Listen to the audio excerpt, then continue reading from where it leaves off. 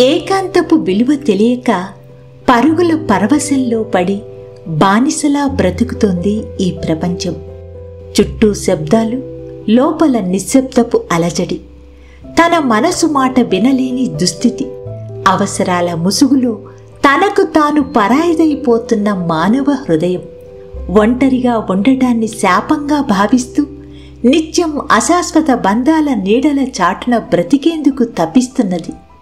ఏకాంతం నిశ్శబ్దపు నిచ్చిలి, మనల్ని మనకు చూపే దర్పణం.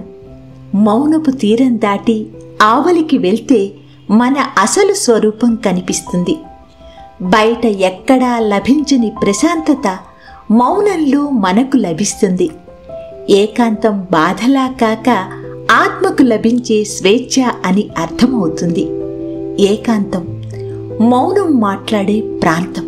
అక్కడ మన తప్పుల తెరలు తొలగిపోతాయి, అనవసర భ్రమలు ఆవిరైపోతాయి, కల్పిత కలలు కాలిపోయి నవోన్మేషిత శక్తులు ఉదయిస్తాయి, మనిషిని మనిషిగా మారుస్తాయి.